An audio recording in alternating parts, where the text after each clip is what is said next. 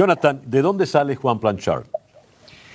Bueno, en realidad en los últimos años, a raíz de la promoción de Hands of Stone, tuve la oportunidad de, digamos, moverme dentro de los círculos de las élites, en el Festival de Cannes y en otros lugares a los que nos invitábamos. Y lo que más me sorprendía era que la gente que más dinero tiene dentro de los grupos de élite son los chavistas. O sea, a donde yo iba encontraba a gente que conocía a veces de toda la vida y que estudiaron conmigo en la central y de repente andaban manejando Lamborghini, estaban involucrados en la financiación de películas internacionales o querían estar involucrados en fiestas con estrellas y ese tipo de cosas. Y me pareció que como venezolano que ha conocido el otro lado, tenía la obligación moral de contar ese lado que estaba viendo y empecé, digamos, a interesarme por ellos, a hablar con ellos. Y un cineasta es un poco como un psicólogo, todo el mundo siempre te quiere contar sus historias y sus experiencias para ver si tú haces la película de su vida.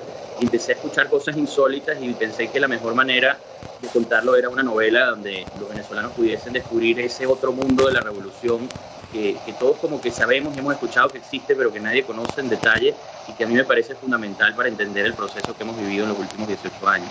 Quiere decir, Jonathan, que este Juan Planchard al que hemos leído tantos excesos, porque tiene una vida exagerada este joven Planchard, ¿esto no es tanto fruto de tu imaginación como hechos de la vida real?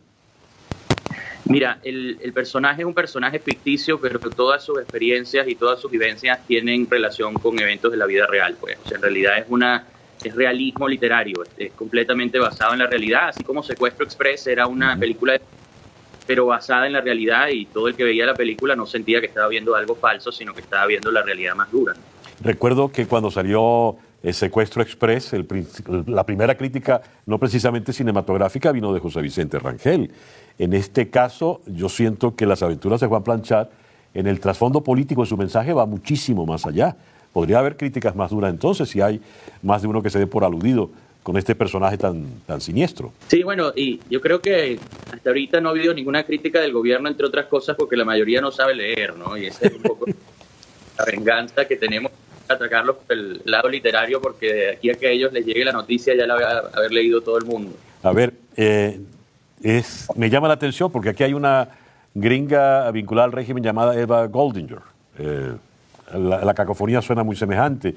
Y hay una ministra que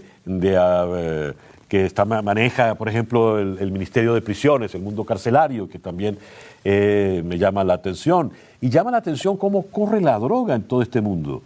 Mira, la droga ha sido parte fundamental de la revolución, tanto desde el consumo hasta la venta, ¿no? Y en realidad con todas las personas con las que yo tuve contacto en este proceso, era gente gente, digamos, hedonista. Pasaba de una fiesta a la otra, de una droga a la otra, de una mujer a la otra.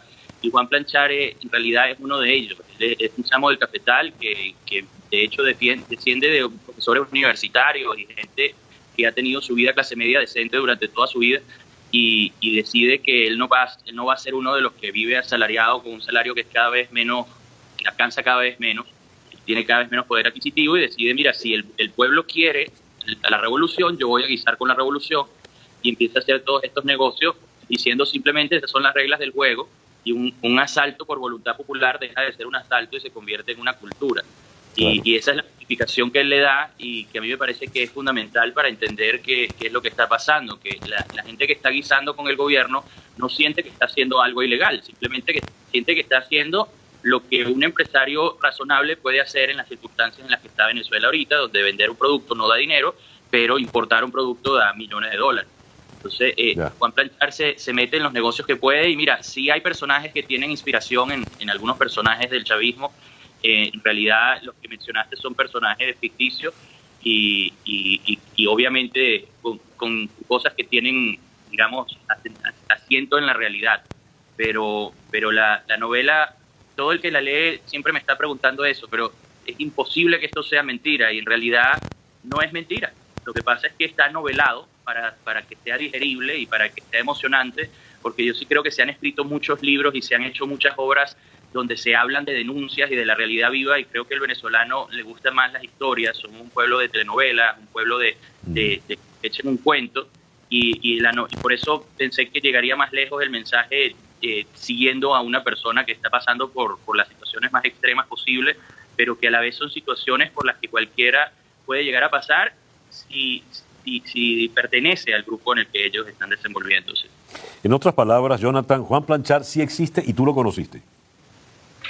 Juan Planchar es una mezcla de 3 personas que conocí. Es en realidad una mezcla de 3 bolichicos, 2 de los cuales ya se leyeron la novela y les parece una comedia absoluta, ¿no? O sea, en realidad es impresionante porque para ellos todo esto es muy divertido y más de uno en algunas partes cuando leen sobre las orgías en Las Vegas y no sé qué, más bien me empiezan a contar otros cuentos de cosas más locas que pasaron y sienten que me quedé corto. Y es muy difícil de entenderlo para una Venezuela que está pasando por situaciones tan difíciles, que haya un grupo de gente para las cuales les dé asco viajar en avión comercial, por ejemplo, porque siempre viajan en avión privado.